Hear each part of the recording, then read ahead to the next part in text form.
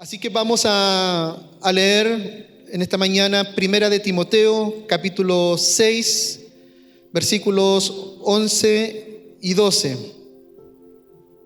Primera de Timoteo, capítulo 6, versículos 11 y 12.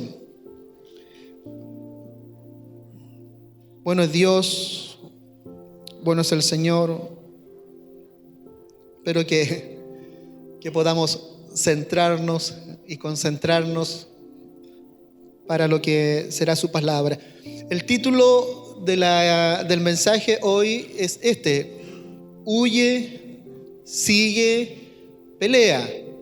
Ya es bien especial el título, ¿verdad? No acostumbro a colocar títulos motivacionales, no es esa la idea, ya no es centrarnos en nosotros, sino más bien en lo que Dios puede producir en nosotros, ¿verdad? Así que huye, sigue, pelea.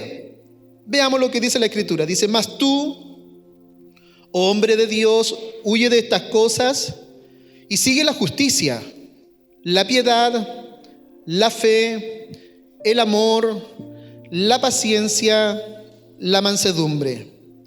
Pelea la buena batalla de la fe, echa mano de la vida eterna, a la cual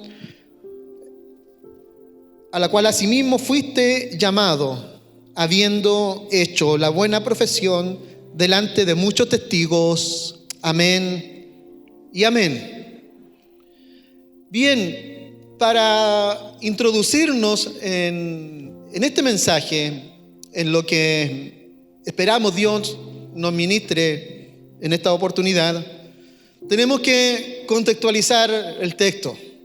Sin duda alguna, cada vez que tomamos las Escrituras, siempre es importante contextualizar y ver desde qué mirada, desde qué punto de vista el autor está queriendo escribir y manifestar lo que ha escrito, inspirado por el Espíritu Santo.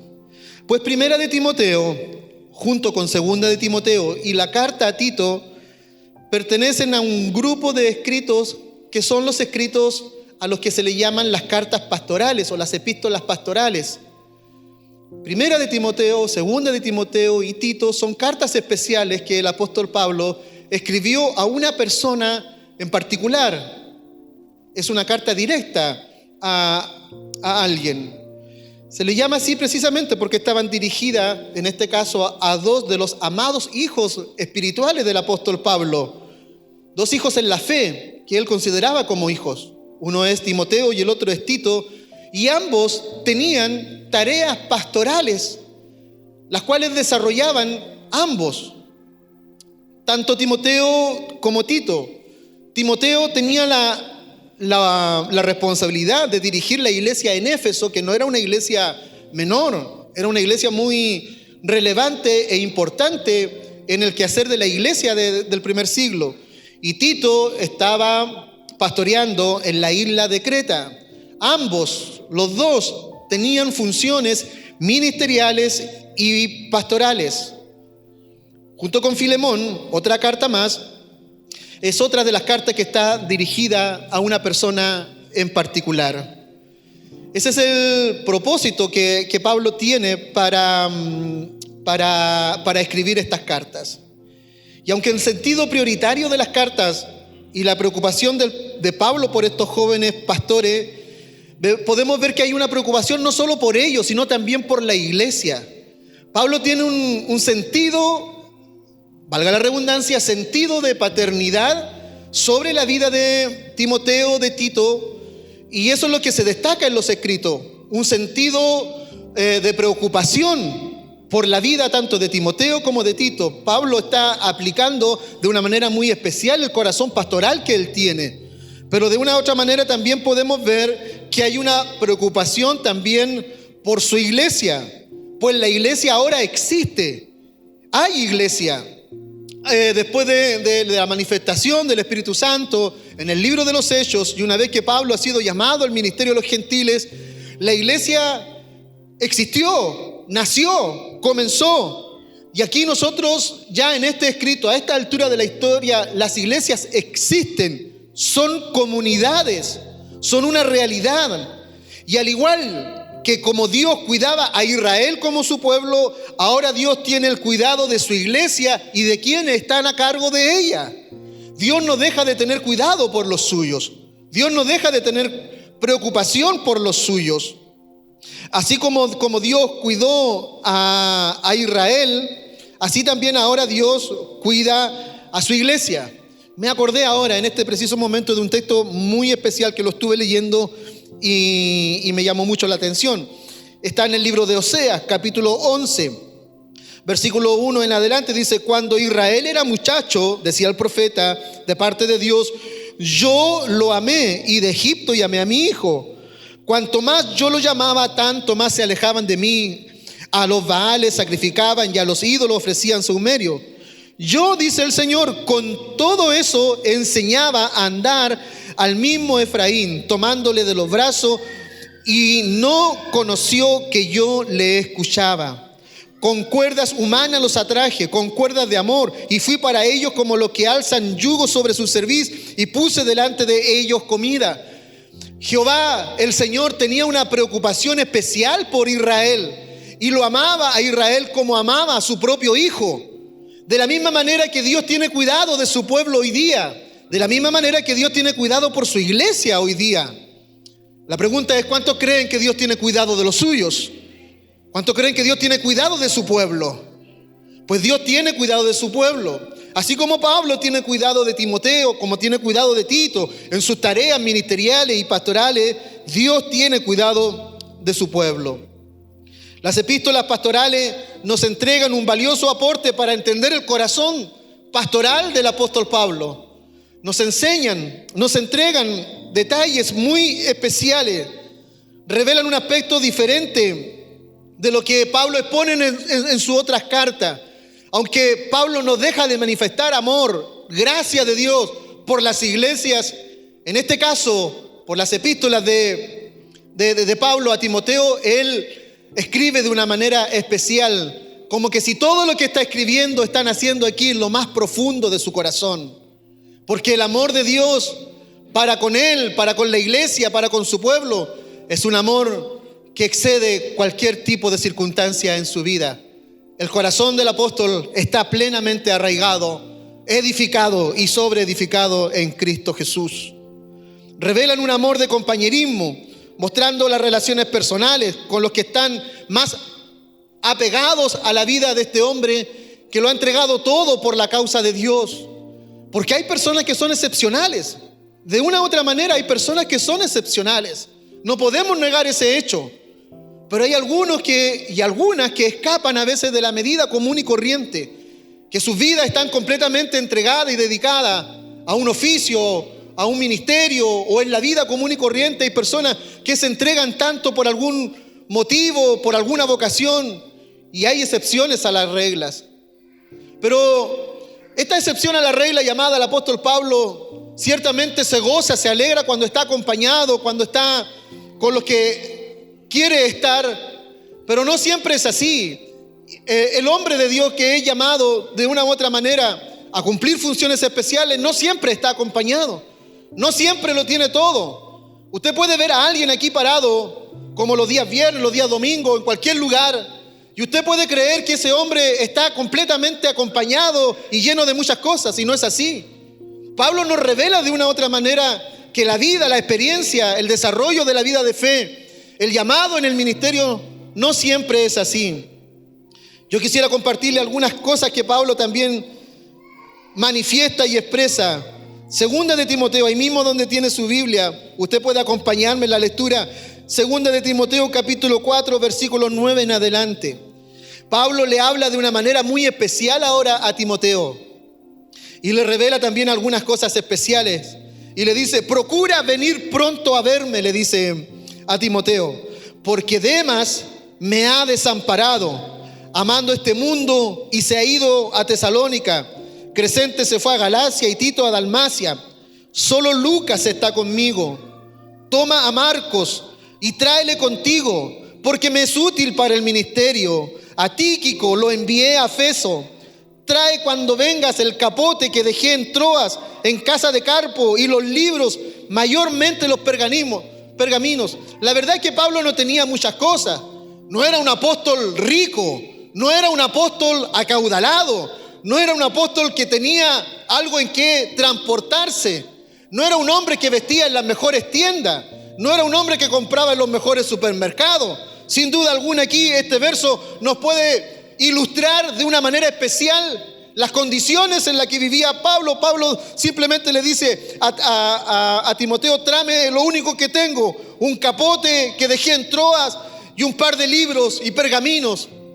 Y sigue: Alejandro el calderero me ha causado muchos males, el Señor le pague conforme a sus hechos. Guárdate tú también de él, le dice a Timoteo, pues en gran manera se ha opuesto a nuestras palabras. En mi primera defensa ninguno estuvo a mi lado, dice Pablo, sino que todos me desampararon. No les he tomado en cuenta, pero el Señor estuvo a mi lado y me dio fuerzas para que por mí fuese cumplida la predicación y que todos los gentiles oyesen. Así fui librado de la boca del león, y el Señor me librará de toda obra mala y me preservará para su reino celestial. A Él sea la gloria por los siglos de los siglos. Amén. Ahora, ¿cuántos podríamos decir las mismas palabras de Pablo? El Señor estuvo conmigo. El Señor está a mi lado. El Señor no me dejará. El Señor no me desamparará. Aunque todo el mundo me abandone, aunque todo el mundo me desampare, la fe de Pablo está puesta no en los hombres, sino en el Dios Todopoderoso, que no lo dejará y no lo desamparará. La pregunta es: ¿cuántos creen a esa promesa del Señor? Dios nunca te va a dejar. Dios nunca te va a desamparar, iglesia. Y esta escritura revela ciertamente que Pablo no siempre está rodeado de muchos amigos. También está solo, también padece, también tiene momentos de soledad. Sigue adelante, el verso 19, saluda a Priscila y Aquila y a la casa de Onesíforo. Erasto se quedó en Corinto y sigue, y a Trófimo dejé en Mileto enfermo. Procura venir antes del invierno. Pablo desea, anhela la compañía de alguien que lo pueda de una u otra manera alentar también. Es que no se trata de estar siempre acompañado. Puede ser que muchas veces tú te sientas solo y desees la ayuda y la compañía de alguien. Bueno, lo deseó Pablo. Cristo también quedó solo. En su momento más difícil también quedó al desamparo de muchos. Pero quedó solo porque tenía que cumplir un propósito divino, especial, celestial. Pablo ahora, como hombre, como ministro, como apóstol, se siente solo. Y no es un pecado sentirse solo. ¿Cuántos nos hemos sentido solos? ¿Alguna vez te ha pasado, iglesia? ¿Alguna vez has sentido la necesidad de que alguien, por lo menos alguien, venga y te diga: no estás solo, Dios está contigo? Amén. El evangelio es un evangelio que tiene alegrías. Nos gozamos, vivimos una vida plena, pero también hay momentos de tristeza. También hay momentos de soledad. Pablo lo manifiesta y lo pone de manifiesto aquí en esta palabra. Es una gran motivación, iglesia, saber que no estamos solos, que muchos están a nuestro lado, y eso es aplicable a todos los aspectos de nuestra vida. Cuando nos sentimos acompañados, nos sentimos alegres. Cuando tienes un momento en tu vida, ya sea en tu trabajo, y todo el mundo te acompaña en algún proyecto, tú te sientes motivado. En la iglesia también, en el trabajo, en la casa, en el barrio, en cualquier área en la que tú te estés desarrollando, siempre la compañía será bienvenida. Siempre nos alegraremos, nos gozaremos, ¿cierto? Cuando hay compañía, cuando hay respaldo a todo lo que hacemos. Pero la soledad en la vida común es una triste realidad, de la que también nos da cuenta este gran hombre de Dios. Y es por eso que buscamos a Dios, porque solo Él puede llenar los vacíos de nuestro corazón. Amén. Que puede que hayamos estado acompañados durante la semana, puede que hayamos estado solos, no importa. Lo importante es que usted esta mañana vino, el viernes vino y habrá venido otros días. Y cada vez que usted viene aquí, usted siente que cada vacío en su vida es llenado por la presencia del Señor. Qué hermoso es sentir que no estamos solos, iglesia. Qué maravilloso es saber que tú no estás solo, que el Señor está contigo. Lo mismo aplica en el ejercicio ministerial. Es lamentable ver cómo muchos de los que han estado en el ejercicio ministerial han renunciado a él. He escuchado de pastores que han renunciado al ministerio, que han cerrado iglesias, literalmente cerrado iglesias. Es una pena, es una tristeza. Quedan muchas vidas al desamparo, pero hay una muestra, una evidencia de que algo sucede en el corazón de un hombre muchas veces.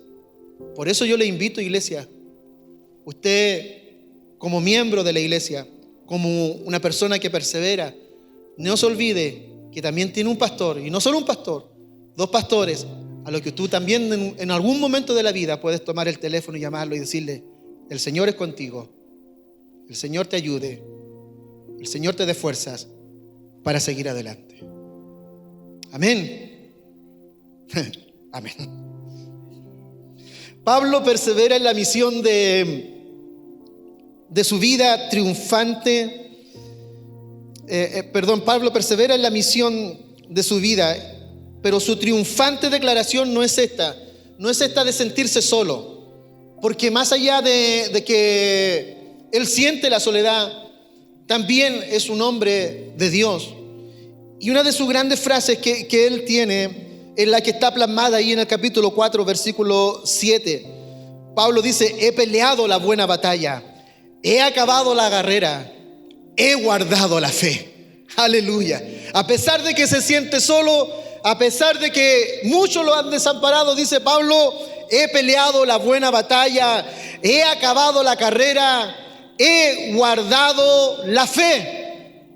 No siente una desmotivación, al contrario, siente que lo que él ha recibido ha sido la fuerza que viene del Señor, la fortaleza que viene de Dios. Y él no se siente al desamparo bajo ninguna circunstancia.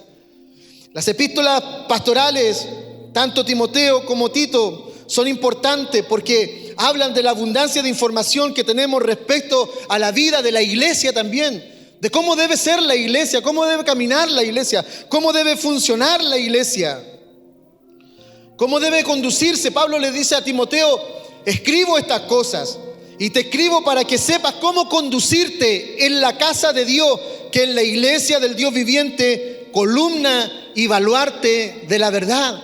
Porque somos una comunidad, ¿verdad? Somos una iglesia. Es como si fuéramos una familia. Eso debiera ser el ideal de lo que el Señor nos ha propuesto al tenernos aquí. Nos gozamos con el testimonio de la hermana Cristina, ¿verdad?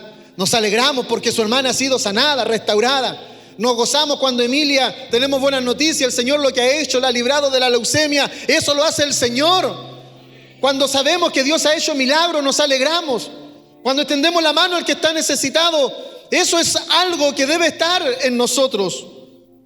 Dios nos ayude si no lo hacemos, nos perdone el Señor, pero estamos caminando para poder encontrar, ¿cierto?, la perfección que el Señor quiere. Y cuando hablo de perfección, no del 100% del modelo perfecto, sino de lo íntegro, de lo justo, de lo que corresponde. La iglesia debería representar lo que es nuestra vida cotidiana. La iglesia debiera representar aquello. Todos los aspectos de la vida cotidiana deberían estar aquí, en la iglesia del Señor. En ella hay amor. ¿Cuántos creen que en la iglesia hay amor? En la vida cotidiana hay amor. También tenemos amor para los nuestros. En la vida cotidiana y en la iglesia debe haber perdón. Perdón, ¿verdad? Debe haber compasión. Debe haber ayuda a los necesitados. Porque la iglesia es refugio, es contención, es alimento, es palabra de Dios. Si podemos vivir con estas virtudes en la iglesia, ¿cuánto más en nuestro hogar? si somos proclamadores del amor, del perdón, de la compasión, de la ayuda a los necesitados, estas virtudes no deben ser características solo de aquí, de la iglesia. Es que esto tiene que estar plasmado en nuestra vida común y corriente. Debemos de ser amorosos, perdonadores, ayudadores, compasivos, ser refugio para los que lo necesitan, ser un lugar, ¿verdad?, donde podamos recibir la contención y el aliento que necesitamos para seguir adelante. Pues tú no estás solo. Vuelvo a decirte, iglesia, tú no estás solo. El Señor está contigo y seguirá estando contigo cada día. Y aunque no recibas a veces, aunque no entiendas las palabras que aquí se dicen, aunque no entiendas 40 minutos, 30 minutos, 1 hora de sermón, a veces puedes entender el abrazo de alguien, puedes entender el saludo, puedes entender el apretón de mano, puedes entenderlo todo, porque de esa manera también predicamos. El Señor nos ayude, iglesia. Entonces, estos libros enseñan un poco respecto de cómo debemos de ser en la iglesia. Nos enseñan acerca de la adoración pública, los requisitos para los pastores, la vida, el ministerio público del pastor, cómo enfrentar el pecado en la iglesia, la función de la mujer, el cuidado de las viudas, cómo usar el dinero y muchos otros temas que nos ayudan a nosotros a ser mejores creyentes, porque eso es lo que estamos haciendo, ¿verdad? Procurando ser mejores creyentes. Hago la siguiente ilustración, tipo analogía. Lo he dicho en otras oportunidades, pero vale la pena decirlo. El ingeniero, el abogado, el médico, el constructor, el profesional, generalmente necesita, y de acuerdo al orden de la sociedad misma, necesita 5 años, 6 años, 7 años en la universidad para ser un profesional, antecedido, ¿cierto?, de los años del liceo y de la escuela. Pero en la universidad, en 7 años, el hombre ya está capacitado para ser un profesional. Al cabo y el término de ese proceso, vendrá una graduación, enfrentará una tesis, defenderá su título, vendrá el título y le habrán acreditado de que usted es un profesional. 7 años le bastaron a alguien para llegar a ser un profesional. La pregunta es para nosotros como cristianos: ¿cuántos años necesitamos nosotros para llegar a ser un profesional de la fe, un profesional del evangelio? Porque yo llevo 40 y tantos años y todavía no me entregan un título de aquello, ¿verdad? Y estoy siendo instruido todas las semanas, 2 veces por semana en este lugar. Hay otros que se instruyen 4 veces a la semana, y seguro hay alguna iglesia por ahí que debe hacer culto todos los días y recibe todos los días palabra del Señor, palabra de vida, y todavía nos cuesta amar, y todavía nos cuesta perdonar, y todavía nos cuesta comprometernos, y todavía nos cuesta ayudar a los más necesitados, y todavía nos cuesta extender la mano, alentar, animar, y todavía nos cuesta. Por eso tenemos un desafío continuo y permanente, iglesia. Pero hay una esperanza, si no, no todo es malo, iglesia. Hay una esperanza. Bien dice el Señor: el que comenzó en nosotros la buena obra, la perfeccionará. ¿Pero cuándo? El día del Señor Jesucristo. Mientras tanto, gloria a Dios, porque en este lugar, de una u otra manera, estamos recibiendo palabra viva del Señor, que nos ayuda, nos instruye, nos forma y nos capacita para ser mejores cada día. No solo aquí, porque no nos interesa que usted sea un buen evangélico, sino sea un buen creyente donde quiera que usted se encuentre. ¿Cuántos pueden decir amén? Bien, pero hay un concepto que Pablo lo toma aquí en esta parte que hemos leído, en estos versos. Mas tú, le dice Pablo a Timoteo, hombre de Dios. Mas tú, oh hombre de Dios. Y el título que Pablo le pareciera ser que le da a Timoteo es sencillo: hombre de Dios. Es fácil de mencionarlo, es fácil decirlo. Quizás podría ser algo que podríamos decirlo con mucha liviandad, con mucha facilidad. Pero el título, esta virtud que Pablo reconoce es valiosa. Primero tenemos que decir que es un privilegio sagrado poder ser identificado como una posesión personal de Dios. Es tremendo saber que somos hijos de Dios primero que nada. ¿Cuántos creen que son hijos de Dios? Es algo precioso saberlo, que se nos considere que somos hijos de Dios. Ahora, ser considerado un hombre de Dios ciertamente es algo que va mucho más allá de lo común y corriente. Aunque la frase hombre de Dios se emplea por lo general en el Antiguo Testamento, en el Nuevo Testamento solo se describe a Timoteo con esta frase, hombre de Dios. Pero se usa en el Antiguo Testamento. ¿Cómo podría entonces un hombre pertenecer a Dios, un hombre que pertenece a Dios, ser considerado menos que un hombre o una mujer de Dios? Porque tú le perteneces a Dios, le pertenecemos a Dios. Entonces, eres un hombre de Dios, eres una mujer de Dios, no podemos ser menos.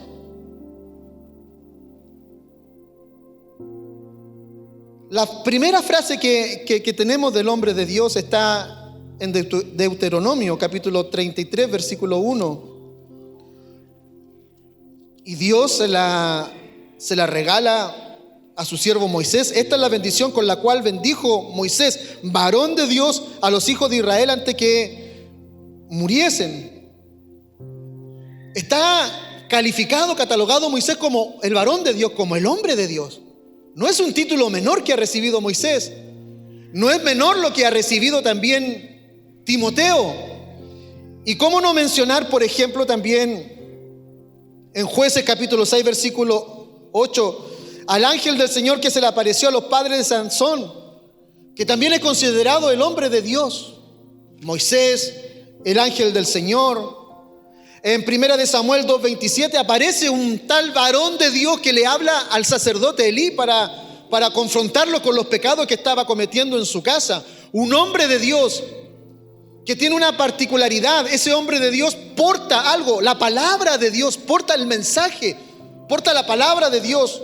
Ese varón de Dios aparece delante del sacerdote Elí, y después Samuel mismo es considerado también un hombre de Dios. ¿Cómo no hablar o mencionar a Elías, que es considerado un hombre de Dios? Eliseo es considerado un hombre de Dios, y hasta David también fue llamado un hombre de Dios. Pedro usa la frase hombres de Dios en plural para referirse a todos los que escribieron los pasajes del Antiguo Testamento. La expresión hombre de Dios está tipificada allí en los grandes hombres que hicieron, que marcaron alguna situación especial, algún evento especial en la vida del pueblo de Dios. Pero tengo que reflexionar en lo siguiente. Es una definición, hombre de Dios, y voy a hacer al tiro el paralelo. Cuando hablo de hombre de Dios, hermanas, identifíquense de la misma manera. Hombre de Dios, mujeres de Dios también. Entonces, cuando hablamos de esta definición, esta es una definición que compromete una vida completamente entregada a Dios. Es una definición que está para alguien que está comprometido, pero ya hasta el nivel máximo de compromiso que pueda tener con su Dios, con el Señor. Es una definición que compromete una vida completa, una entrega completa a Dios. Por lo demás, también es un título muy apetecido por muchos. Desde el lado más negativo de esto, hay algunos que parecieran ser que buscan ser llamados hombre de Dios, aunque en la misma reflexión hay otros títulos que llaman mucho más la atención, por ejemplo, sobre todo en los días que vivimos hoy día, como por ejemplo líder. Ser un líder llama la atención, considerarse líder, o pastor, o apóstol. Hoy día que estamos en la era de lo que se denominan y autodenominan apóstoles, el título hombre de Dios pareciera ser que ya quedó disminuido en su máxima expresión por causa de que hay otros que consideran que no son simplemente un hombre de Dios, ya son un pastor, ya son un líder o un denominado apóstol de estos tiempos. Títulos que llenan de ego a aquellos que lo anhelan y lo consiguen, y esto a cuesta de lo que sea. Llegar a ser pastor a cuesta de lo que sea, llegar a ser un líder a cuesta de lo que sea, llegar a ser un apóstol a cuesta de lo que sea, sin tener evidencias claras de un llamado muchas veces. Pero a Timoteo se le llama hombre de Dios. Se le llamó, se le ordenó y se le dio la responsabilidad. Iglesia, esta mañana yo quiero hacerle un llamado a la iglesia del Señor, a todos nosotros, a que consideremos la palabra del Señor, a que consideremos lo que Pablo le está diciendo a Timoteo, pero de una forma especial quisiera que la consideráramos también para nosotros. Iglesia de Dios, yo les veo a cada uno de ustedes, y con el respeto que ustedes se merecen, yo en ustedes veo un hombre de Dios y veo mujeres de Dios. No perdamos el rumbo, ni perdamos el foco. Si Dios te llamó, si Dios te salvó, si Dios te hizo parte de su iglesia, si Dios te ha dado todo lo que te ha dado, es porque eres un hombre de Dios. Eres una mujer de Dios. Qué privilegio más grande recibir aquello. Qué noticia más grande y más valerosa saber lo que somos delante del Señor. Dios lo llamó, Dios le ordenó y Dios le da la responsabilidad. Timoteo tenía una tarea monumental en Éfeso. Tenía que restaurar la vida de una iglesia que había perdido el rumbo. Tú, hombre de Dios, huye de estas cosas. ¿Cuáles cosas? Las que precisamente están manifestadas en toda la antesala de estos textos. Huye de estas cosas y sigue la justicia, la piedad, la fe, el amor, la paciencia, la mansedumbre. Virtudes que necesitamos verlas en la iglesia de hoy. Iglesia, vuelvo a decirle, y como el pastor siempre lo dice aquí, estos mensajes no reciben aplausos, no reciben el amén, no reciben nada. ¿Sabe por qué? Porque hemos decidido dejar el exitismo y el triunfalismo y el humanismo fuera de la casa de Dios, fuera de la iglesia de Dios, fuera del evangelio de Jesucristo, porque en Cristo y en su evangelio Él es importante. Y nosotros necesitamos desarrollar las virtudes que Él nos llamó a hacer. Necesitamos una iglesia con mayor piedad, con mayor justicia, con mayor fe, con mayor amor, con mayor paciencia, con mayor mansedumbre. ¿Cuántos dicen amén a eso? Pero es que necesitamos urgente, el mundo necesita ver y observar a una iglesia llena de amor, llena de paciencia, llena de mansedumbre, llena de humildad, llena de sencillez. Tú, oh hombre de Dios, le dice Pablo a Timoteo, ciertamente conozco que tienes luchas, que estás solo, que estás al desamparo muchas veces, pero eres hombre de Dios, eres mujer de Dios, iglesia. Somos los que fuimos llamados a hacer luz en medio de la oscuridad. Timoteo tiene una tarea monumental en la iglesia: restaurar la verdad del orden en la iglesia, porque la iglesia se ha desvirtuado. La iglesia ha tomado otro rumbo, otro camino, y ya pareciera ser que no es la iglesia que el Señor ha llamado a ser. Hay falsos maestros, hay falsas enseñanzas, hay desvirtuación del evangelio. Hay movimientos que no se parecen en nada a lo que Cristo estableció para su reino. Un reino lleno de amor, lleno de perdón, lleno de misericordia, lleno de justicia, lleno de verdad, lleno de honradez, lleno de mansedumbre. Hoy día la iglesia pareciera ser que no, está muy lejos de aquello. Primera de Timoteo capítulo 1, versículos 3 al 7. Como te rogué que te quedases en Éfeso cuando fui a Macedonia, para que mandase a algunos que no enseñasen diferente doctrina, ni presten atención a fábulas, ni genealogía interminable que acarrean disputa, más bien que edificación de Dios que es por fe. Así que te encargo ahora, pues el propósito de este mandamiento es el amor nacido de corazón limpio y de buena conciencia y de fe no fingida.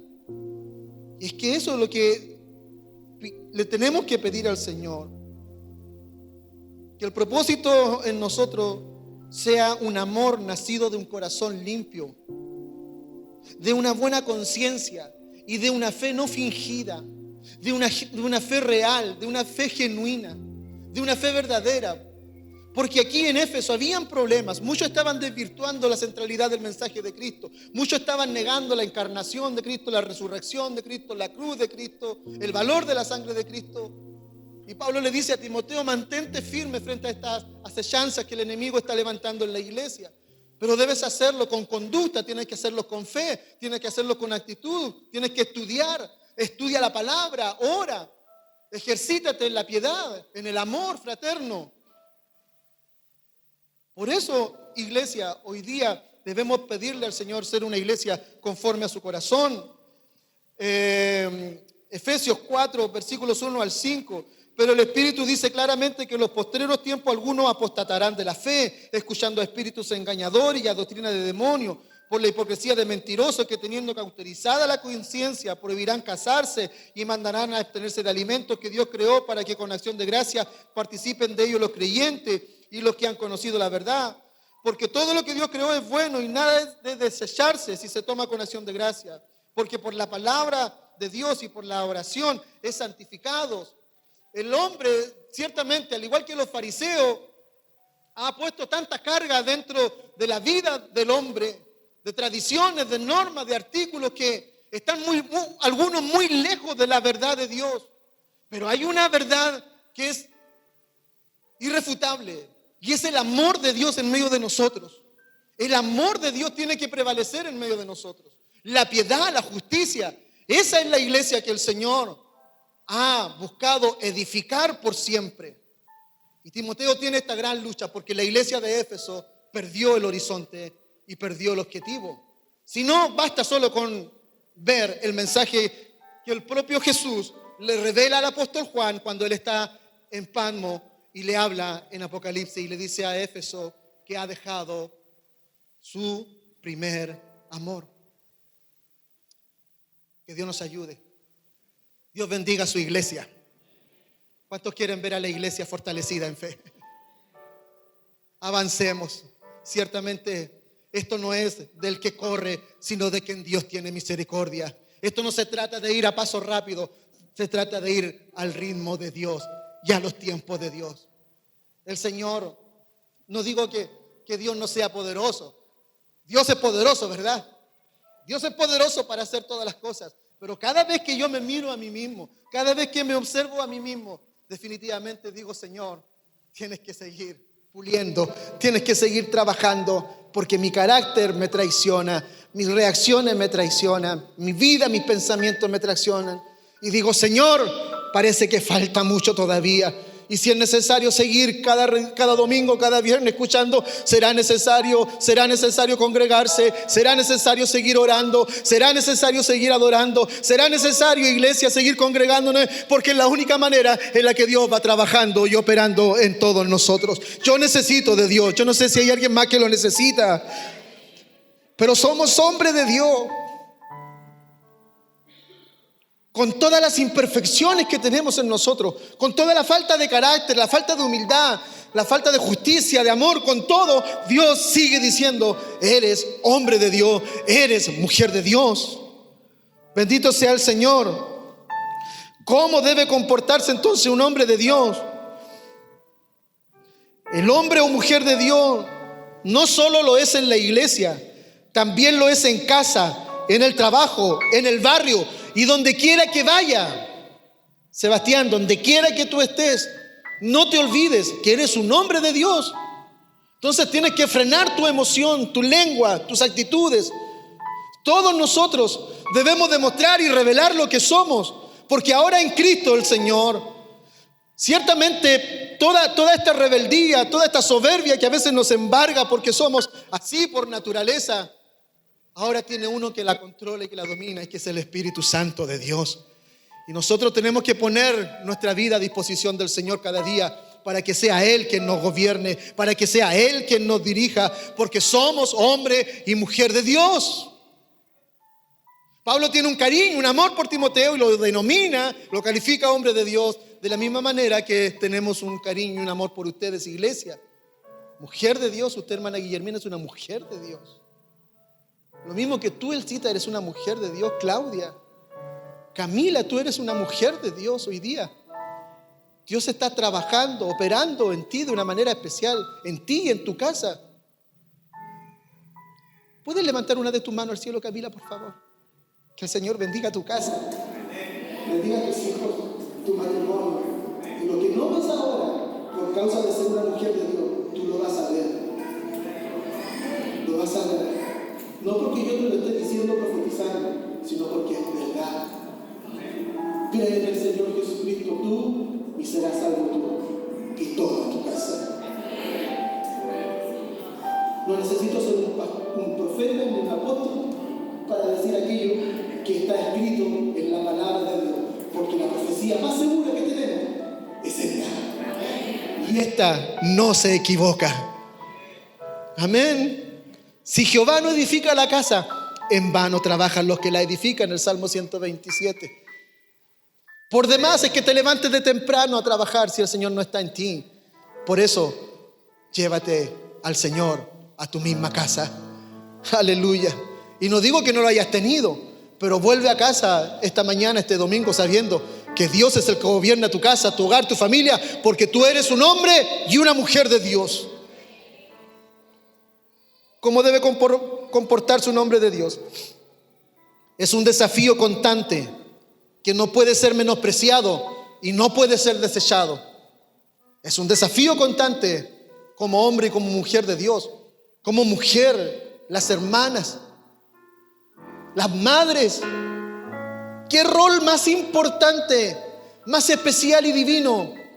El de formar a un niño o a una niña para que llegue a ser un hombre y una mujer de Dios. Pues Timoteo, el mismo Timoteo, Pablo lo dice, la fe de tu abuela, la fe de tu madre, que no te dejaron de enseñar la ley, la Torá, los mandamientos. Y una vez que el evangelio se reveló, Timoteo pudo entender con mayor claridad que todo lo que había recibido de enseñanza ahora estaba cumplido en Cristo Jesús. Pero tanto su abuela como su madre no dejaron de instruirlo.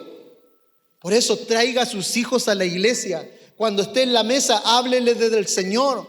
Corríjalos, enséñelos en amor, conforme a las Escrituras, conforme a la palabra.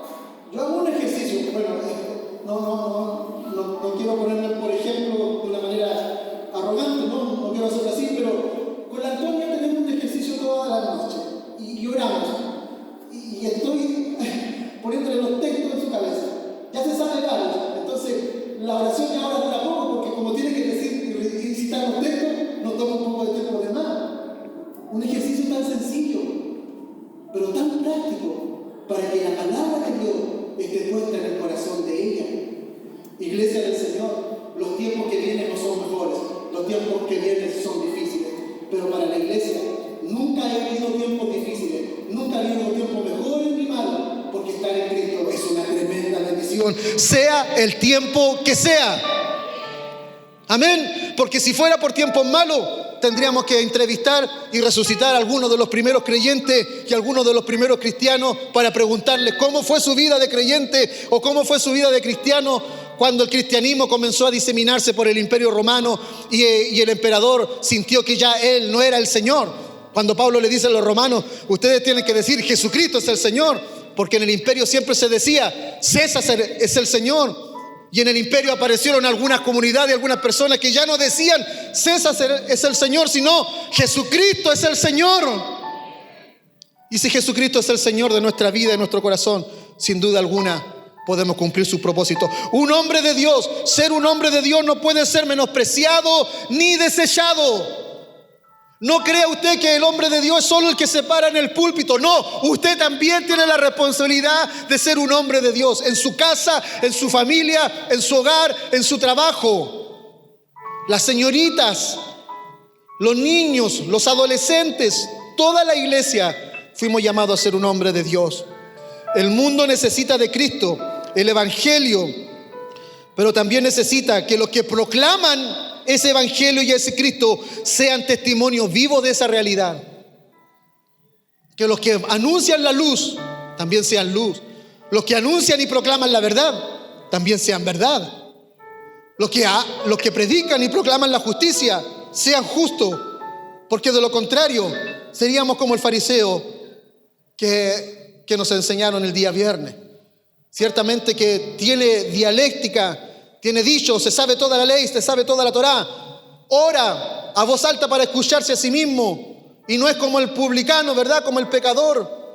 De nada nos sirve ser lo que somos con conocimiento si no somos capaces de poner en práctica todo lo que Dios nos ha enseñado.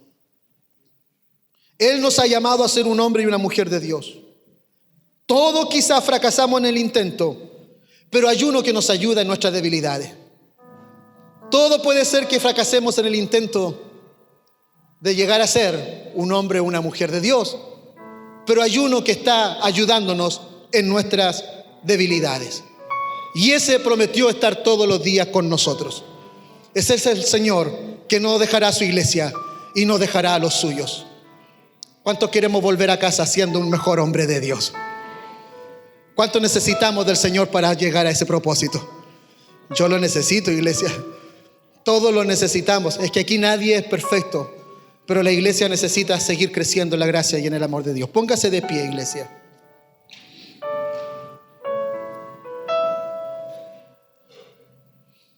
Puedes cerrar tus ojos un momento y quiero invitarte a orar de una manera especial. Pídele al Señor ser un hombre, una mujer de Dios para tu casa, ser un hombre, una mujer de Dios para tu familia, ser un hombre, una mujer de Dios para tus hijos, ser un hombre de Dios en tu matrimonio, ser un hombre de Dios en tu trabajo, donde quiera que vayas. Aleluya. Bendito es el Señor que nos llamó de las tinieblas a su luz admirable. Bendito es Dios que no nos dejará solos ni nos dejará huérfanos.